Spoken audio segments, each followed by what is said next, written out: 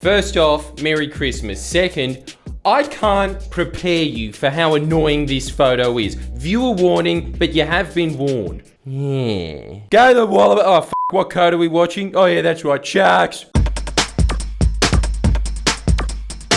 Look at how happy that fat, lazy, smug is sitting on his ass doing nothing. That really is his happy place, isn't it? Sitting on his ass on your dime. Parasite. That really is just a tapeworm in a sharky scarf, isn't it? Nah, mate, I'm one of them feeder fish that hangs out on a shark. I'm cleaning it. This only adds credence to my previous theory that if this were the Simpsons universe, Bill Shorten would be Frank Grimes. He must look at these photos and think, "Duh! I can be lazy too!" This highlights something about Scott Morrison, that New Year's resolution I really want to pump into the public's consciousness next year.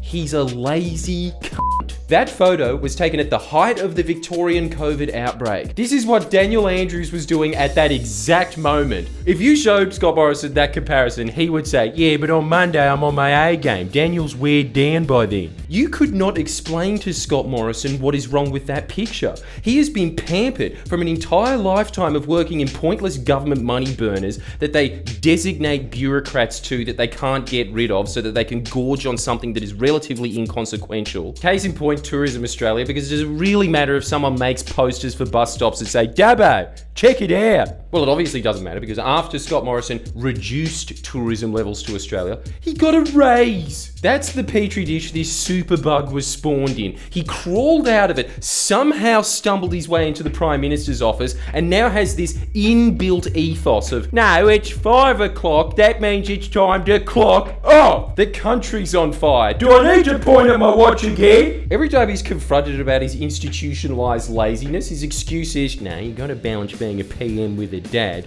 What are you, a mum with an eBay business? Actually, looking at photos of his wife, I wouldn't put it past her. There is a reason Australia is getting eaten alive by East Asia, and it is because you get to trot out that excuse at the highest level. Can you imagine anyone in Korea that works at LG, even at middle management, trotting out that? They probably don't even know their kids' names. I would trade Scott Morrison in for any random Korean man.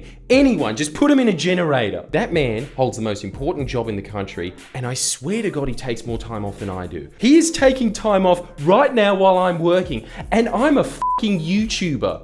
I'm paid to take time off. He spends all his time as Prime Minister trying to figure out how to not be Prime Minister, and I can prove it in one sentence. You ready?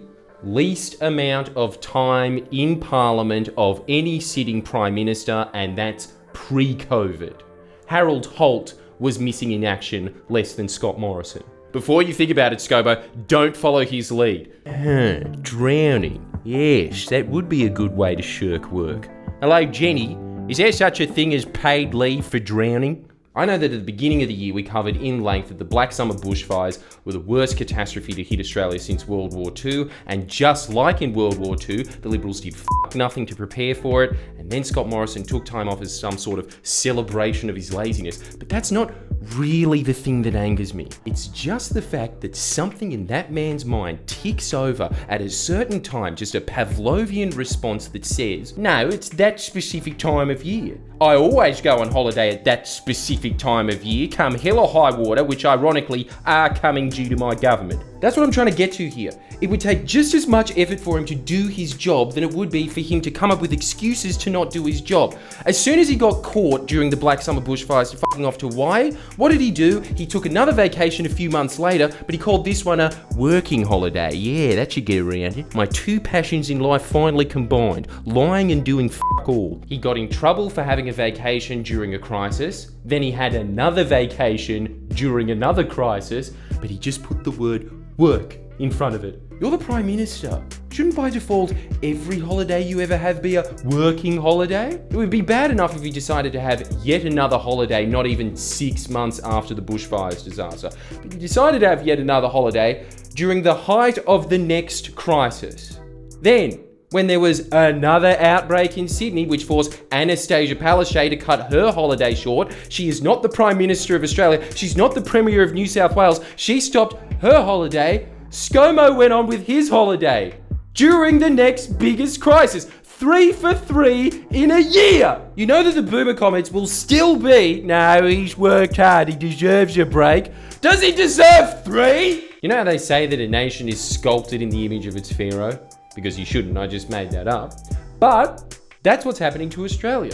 Its institutions are being degraded just to make this blob go, yeah, my bum feels pretty soft here. As we all know, Scotty loves a good holiday to the tropics because he's so lazy he can't even think of an original holiday destination. Go to Turkmenistan like a real man. He loves this place called Turtle Island Resort. Never heard of it? Of course you haven't. You're not Britney Spears or Rupert Murdoch. Yet Mr. Everyday Australian's allowed in. He was given thousands of dollars worth of free upgrades and refused to answer whether the taxpayer paid for the accommodation of the AFP security team surrounding him, which is just another way of saying, yes, you did.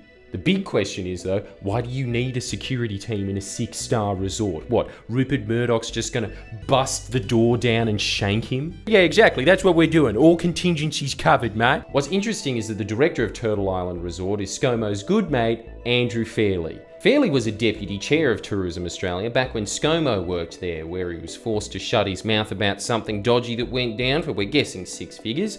So I guess you could say they're as thick as thieves. Fairley also happens to be the chairman of a $15 billion super fund called Equip Super. Fairley had repeatedly attempted to push through a bunch of shit mergers between other super funds that were repeatedly defeated by the unions until just last year.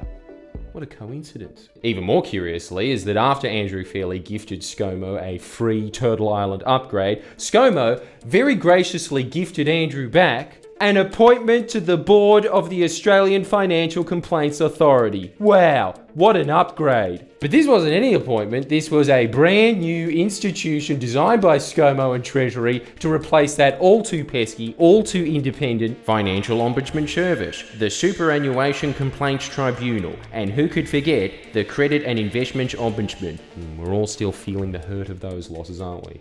All those bodies merged so that people have less avenues to seek justice, while more people have more power to dispense less justice. It's like if Judge Judy was in charge of everything. ScoMo even got former Liberal Senator / current Minerals Council Chair / current Crown Resort Chair Helen Coonan to be chair of the AFCA. She also has extensive ties to the pokies manufacturer Aristocrat Leisure. Gee, what a nice person. Gambling, mining, liberals, all combined under one person who works for a company called Aristocrat Leisure. What a perfect combination of evil and dumb. Yeah, it sounds like a furniture store in the supercentre, but it's pokies. Naturally, as you'd expect, this new board frequently sides with the little guy, i.e. big insurance companies. They just ruled that Suncorp was perfectly fine to exclude a motorist's claim because his tyres were old. I think we can all agree, tough but fair. Never seeming to hold insurers to account in regards to COVID claims, but this is just the nature of Scott John Morrison. If you give him a free holiday, he'll create a new institution for you. That's how much he loves sitting down. This is why we have to get the new hashtag trending. Hashtag Lazy Scott. Got it at Target for $10. Can you believe it was the only one purchase? Get that hashtag trending, subscribe and like this video to show that you're not as lazy as Scott Morrison, because if he saw this video, you just know he'd think, hey! Still can't be f***ed to press dislike. See if the AFP will do it. Also, once again, Merry Christmas. Give me a present by pressing subscribe and just subscribing to Patreon as well, like an actual present. Be nice. Please share and comment below. Comment.